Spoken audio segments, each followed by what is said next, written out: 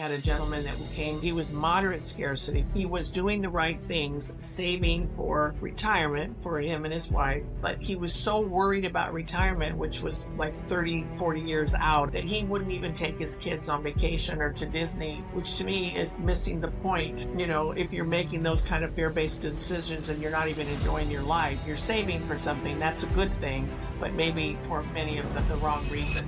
Are you looking for free tools that accelerate your business? Try self-implementing Summit OS, the ultimate business operating system. Summit OS will help you empower your team, execute like hell, and dig a moat around your business. Go to steveprader.com/tools and download free, simple worksheets that help you grow your business. Alternatively, get matched with a Summit OS guide and take your business straight to the top of the mountain.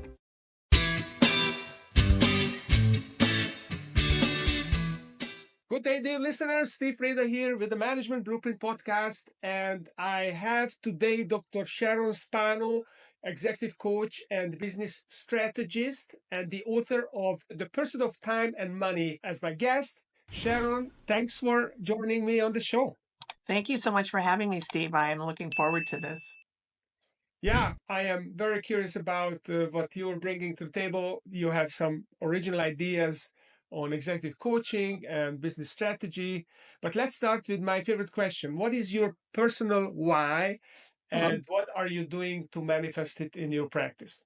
Well, that's a very big question. The why is all about helping people realize their fullest potential. And the reason that it's so important to me is because I have seen just so much damage across the country and across the world from individuals who have been under poor leadership. And I really believe that leadership is just a very important part of our economy and how businesses are run. And so anything that I can do, the primary focus is to help leaders as I've moved into this other stage of my career, really help them discover and uncover some of the things that are holding them back. Even though they may be successful, I find there's always something more that they're looking for so that they can be better leaders for themselves, their families, and their businesses. Yeah, I think it's such an overlooked idea that leaders are multipliers. And when you coach a leader and you make them better, then you improve the quality of not just the family, but their employees. And the employees, when they are happier, then they're going to help the customers and their family. So it's a real force multiplier that you do when you coach your leaders the right way. So this podcast is a podcast of frameworks, and I'm always after frameworks, as you know. So I'm wondering about your framework that you could share with us. We talked about a 3-stage transition framework for entrepreneurs. I don't know if that's the right title for it. Can you talk a little bit about this framework? I operate, as most of us do, I think, from many frameworks. The primary framework that I use is grounded in human development because I believe that's a very important part of how we become more effective leaders. And many people don't understand that the stages of human development are exactly that opportunity. But if we wanted to boil it down to some of the things that you and I talked about, we talked about being able to witness oneself, have that awareness of awareness, and then to look at how to leverage opportunities for growth so that if something is going on in your life, for instance, it might feel like it's very, very challenging. It is actually an opportunity to move into another stage of development. And then to look at what is the best option to get there, because sometimes we're not able to do that on our own. We need other people to walk alongside of us. And that's why I believe the coaching profession has grown in the way that it has, is that as people are experiencing more and more stress and not understanding what that means in their lives or how to move through it, they often need a professional. And sometimes it's therapy, sometimes it's just an executive level coach to help walk alongside them as they move through whatever's going on in their life. Okay. So is there a framework that you could talk about to help people actually visualize what they need to do exactly? So are there like a 3 or 4-step approach that would help people think about, okay, I need to become a better leader. How do I do this? How do I put one foot in front of the other? And how do I start on this process to getting there? Yeah, I think the first thing is to look at the patterns in your organizational system and also the patterns that you're seeing within yourself. because those are the flags that tell us there's something more that needs to be done here. And then to me, the second one is what I alluded to earlier, is that to understand there are 12 stages of human development as we know of them today based on research. The average person in the workforce is at stage 4 or 5. So that tells you there's a great opportunity for growth there. You don't necessarily have to know about the stages, but to know that there is an opportunity for growth. We're not just stuck at where we are based on our age or even our career choices or outcomes. So to know there are stages, there's opportunity for growth. Look at the patterns first. And then where is it that I need to grow? Once I look at the patterns, that should give me some clues that, okay, maybe it's in my interpersonal skills. Maybe it's in my moral capacity. Maybe I'm feeling that emptiness of success that I often talk about. So I need some spiritual development. We look at 6 lines of spiritual development in my work as well. And then to develop the awareness. And that in my work is teaching people how to witness themselves in the moment, which takes some practice, and why you need someone to walk alongside you through that process, so that I can really see myself in the moment and the kinds of things that I'm doing. Most of that is at a subconscious level. So when I develop the awareness of awareness, then the final piece is I am able to make different or healthier choices once I have that deeper understanding of what it is that I'm about and what it is that I'm doing that is working for me versus what's not working for me. Okay, that's really interesting. So let's unpack this for a moment. So one of the things that you talk about is witnessing yourself. So Mhm. how does a person witness themselves? We don't do that. So let me tell you how it looks for most of us, and then I'll tell you how you learn to do it. Most of us have an awareness, let's say, after the fact. Let's say we get impatient in a meeting with one of our, employees or a superior even. And then after the fact, we recollect, oh my gosh, I can't believe I did that again. And we feel bad. We go into regret or remorse or shame or whatever. The process of learning to witness yourself is a very high level skill, and it's about really expanding consciousness. So what I do with clients is we develop, obviously a full program, but then within that context, I have practices that are customized that I write for each client, specific to whatever's going on with them and the topic and objectives that we've agreed upon. So I might, for instance, if I have a client, here's a good example. If I have a client who's very intense, as I did some years ago, that she was in marketing and the boss said, I'm going to fire her because she's got her nose in every department's business and she's too aggressive, and she was just a big personality. So we got to the root of what that was about for her. And then, like, her very first practice, as an example, was I asked her to just observe herself throughout the course of the day, 1 or 2 moments where she kind of felt herself getting intense. But I didn't have her do that in the heat of the day in meetings. That would have been too much. I had her notice, how does she get her kids up for school in the morning? How does she load the dishwasher? How does she talk to her husband? And what she started to see, it came back to me that even the very first week was, oh my God, I'm so intense all day long. I'm so high strung everywhere I go. And then we built upon those observations, eventually moving it into the meeting space where she started to see how domineering and aggressive she was in every meeting. And then typically, once someone start to witness themselves in the moment, they're able to make those changes in the moment. Eventually, they stop those behaviors altogether once they realize that it no longer serves them or the people around them. Okay, that's really interesting. So just go through the day, and if you have identified something or someone helped you identify something that is maybe holding you back, then you just stop yourself and say, okay, what am I doing here? And am I exhibiting this? And why I might be doing it? That's fascinating. And then basically, then you create the awareness and self awareness, and then you can do something about it. And it's an oversimplification, even as I'm stating it, because again, most people do not have awareness of their behavior as problematic. Mm, I find, at least with most of my clients, that we tend to think it's the other guy's fault, mhm. because basically the way we are wired as human beings is what we call a first person perspective. I'm only able to see my point of view. So it takes a lot of work to expand consciousness to where I can have a second, third, fourth, even fifth person perspective and see beyond my own point of view. But that is part of the developmental trajectory, and why this work is so important and so different, because we're not just coaching for goals, we're coaching for developmental growth, which is a completely different approach. Yeah, I love that. I love that. So people witness themselves, then you help create the awareness. And then how do they actually get going from there? What is the process? Let's say I realize I'm intense. I'm packing the dishwasher. I'm slamming some plates in, Yeah. and I'm kind of very curt with my wife. I realize, oh wow, I should not be doing this. How do I get out of this habit? Well, a lot of times, once you have awareness, I always say awareness is the first opportunity for change.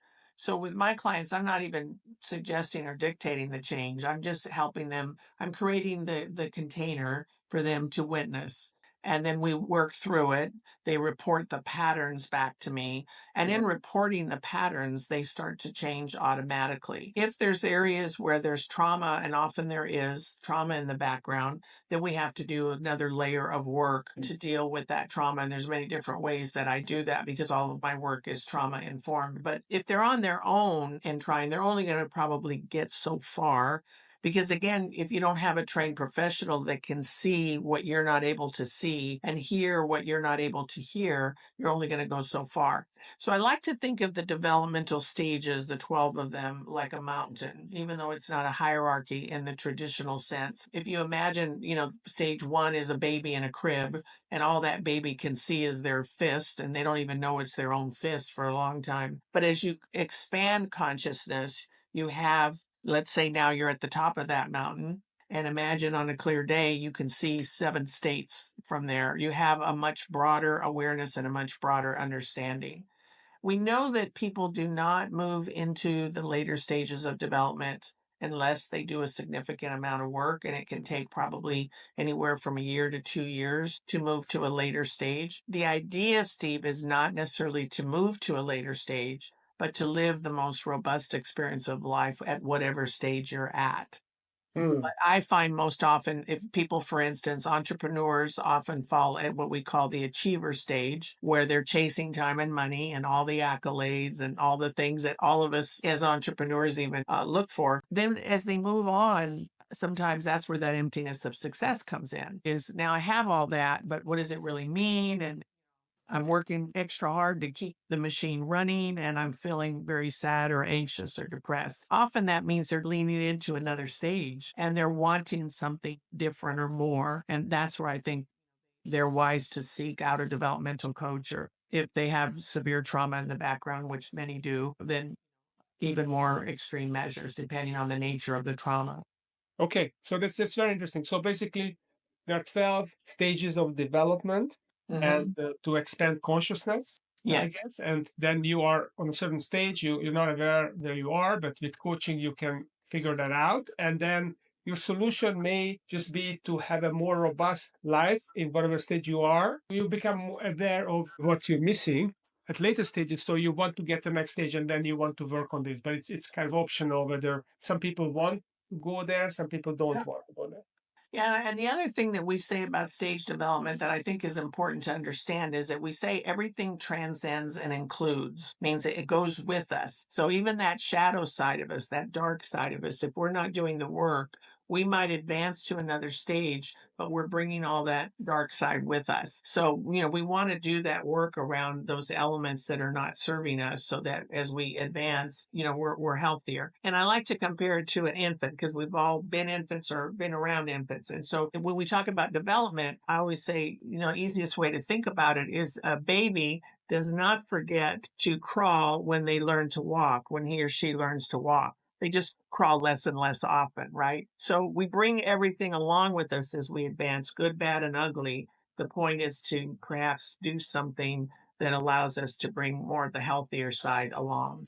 So why would someone not want to advance to the next stage or to higher stages? What would be the good reason for that? Well, there is no real reason not to want to advance. I think that the thing is that most people don't even know about the stages. So they hit a wall in their career or their life. Maybe they go through a divorce or something happens. And then they think, oh my, this is when I get them, they think, oh my God, my life is over. Something terrible is going on and I'm a failure. And it's like, no, this moment, sometimes we grow the most through our suffering or through the negative events, because we learn if we're looking, we grow when we look to make meaning out of what has happened to us. And that's again sometimes where we need a professional, because all we can see is, oh my gosh, this terrible thing has happened to me. I've lost a bunch of money, or my wife left me, or my kids are on drugs or whatever. The stages are just a way that we talk about the expansion of awareness and consciousness, and meaning I understand things differently. And there's a great amount of peace that comes into being in the later stages, because you have more wisdom, you have more patience, you have more compassion, more love, if you've done the work to get rid of that shadow side of yourself. Yeah, no, no, I get it. And I'm just reading a book and it talks about the friction that you need to have in order to be able to work on yourself.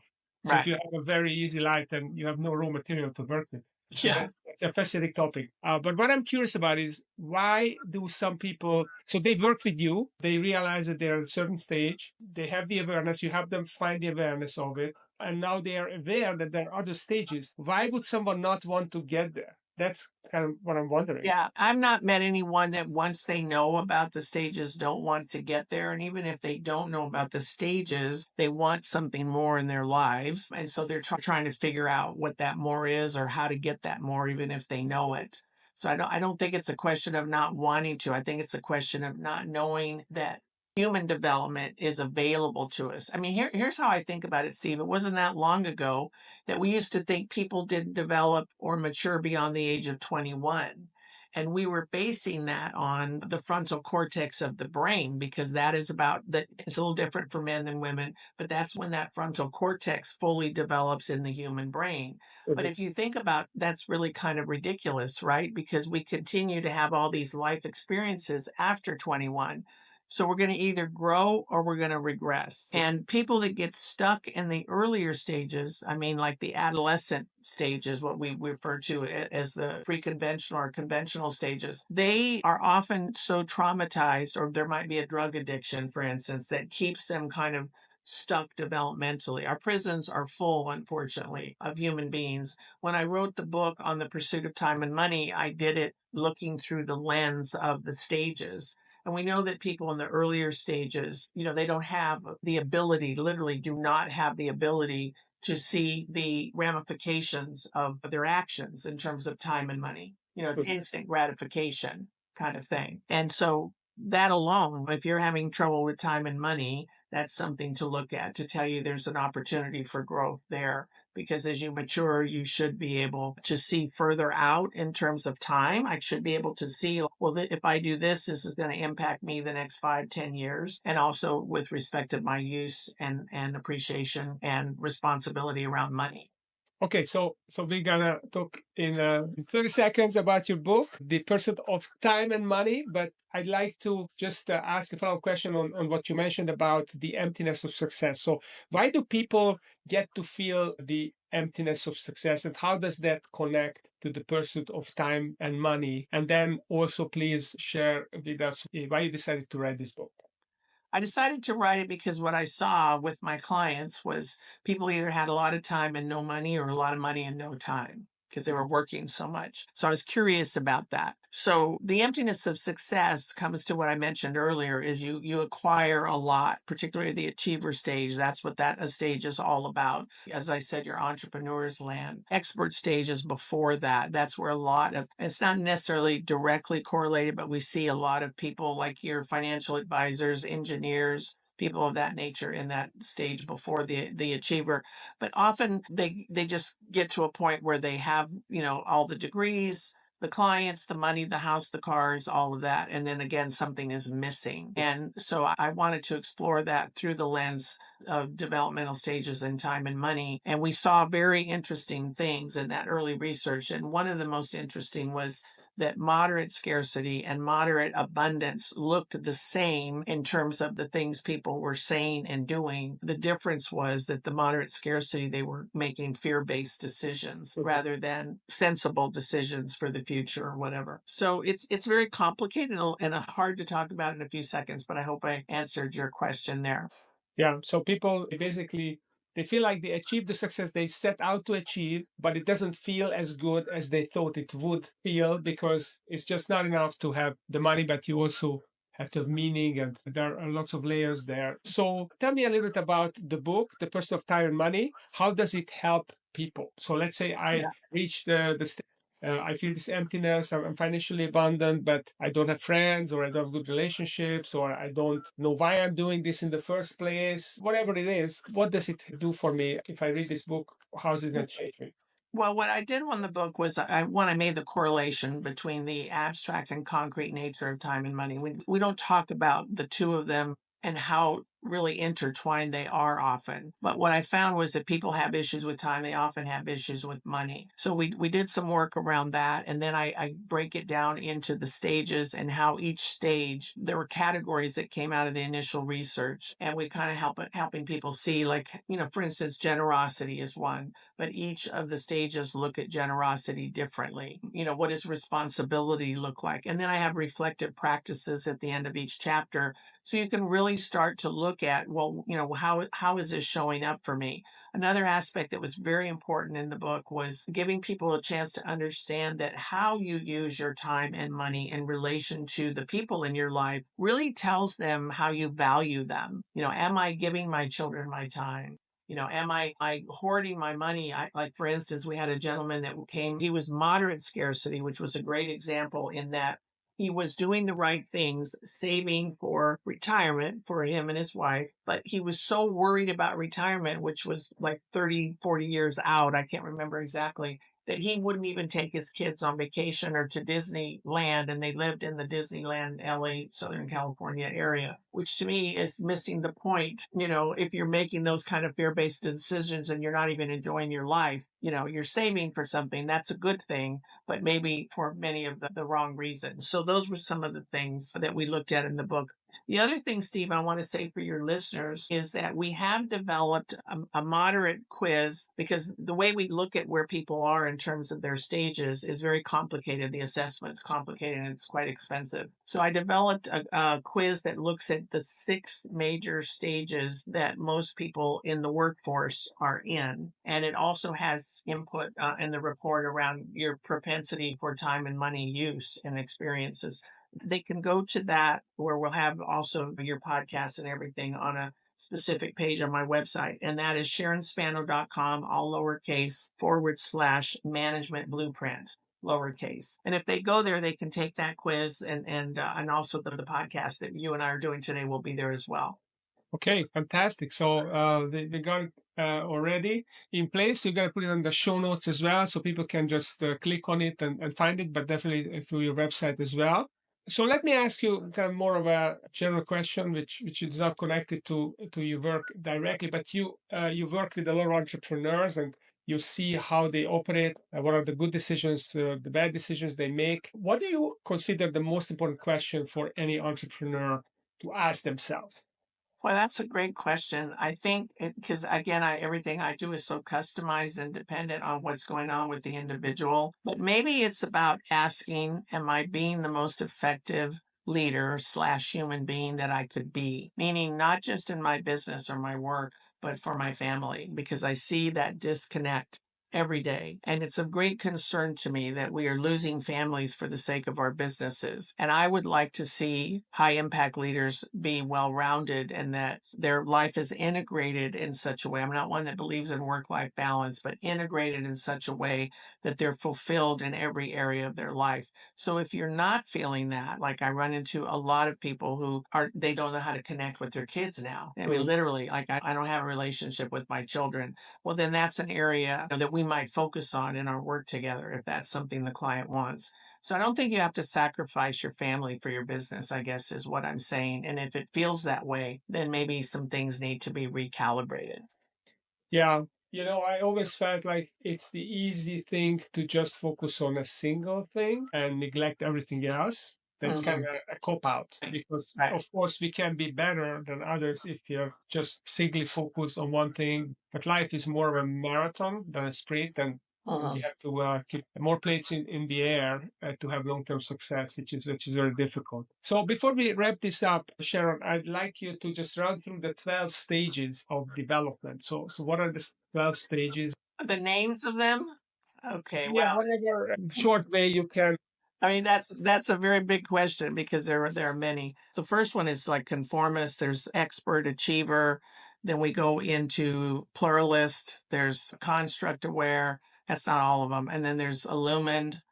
I mean, I don't remember them all, but because the ones I'm focusing on most of the time are expert achiever, pluralist, and construct aware. The earlier stages are babies. That's the very, very early stages from like infancy to adolescence, the first four. Yeah. And then from there on, it's kind of anyone could be anywhere as adults. But the final two, we don't really have people in the workforce that we know of that's like 1%. Think of like the Dalai Lama or someone like that, way up there.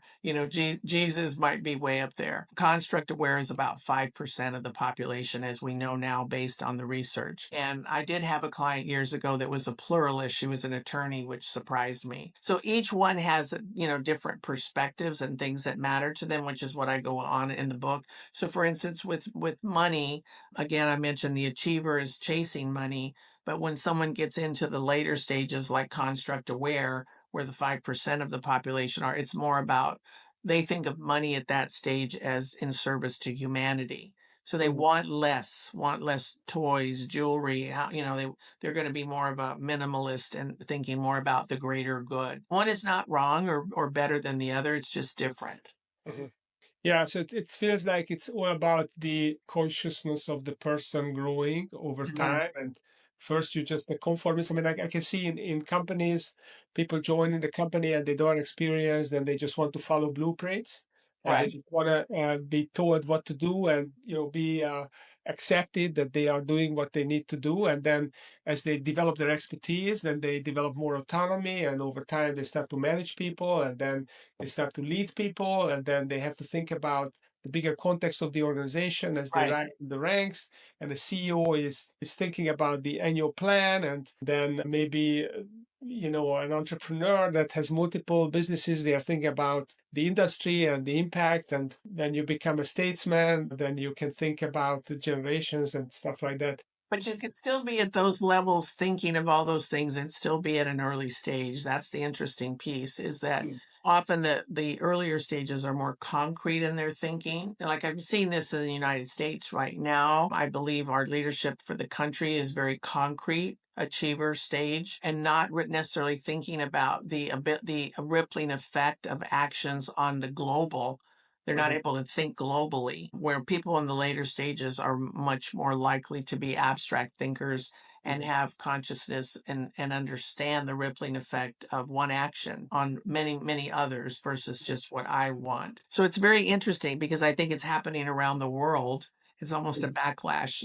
We're moving into more autocratic leadership, which is seemingly more egocentric and concrete in nature than what you might see of someone who years ago we used to talk about teal organizations, and they Mhm. were organizations that were the opposite of autocratic. They would be more flat, less hierarchical, more input from the masses kind of thing. So who knows where all this is going to land? But my job is one person at a time because I feel like if I can help one leader be more effective in his role as a leader, but also in his personal life, then we're the rippling effect of that is generations, because we know now from the field of epigenetics that trauma is generational. So if I can help be an interruption to that, I feel like it's worth the effort.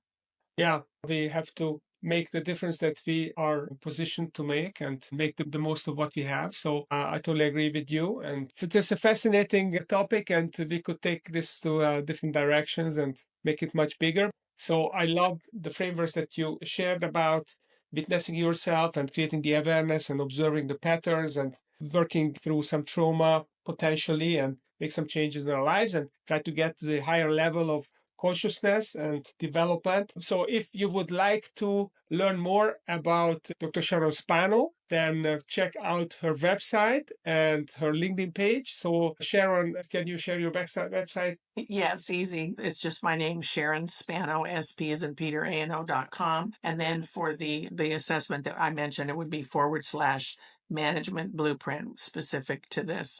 Going back to your first question, just quickly would say that quiz we're looking at the center of gravity, meaning the higher percentage of which stage you're in.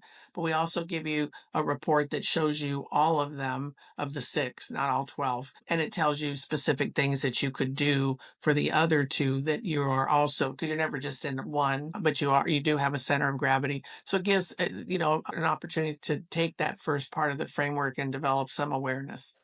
That's awesome. So definitely check it out. SharonSpano.com/management blueprint. That's easy. And check out the 6 stages, where you are, what you can do. And if you want to do further work, then reach out to Sharon on LinkedIn or through her website. Well, thank you very much, Sharon, for coming and sharing your wisdom on the development stages and witnessing ourselves and creating more awareness of becoming better leader. And if you enjoyed the show, then stay tuned, because every week we have a great entrepreneur or subject matter expert sharing the knowledge that can help you as a business owner.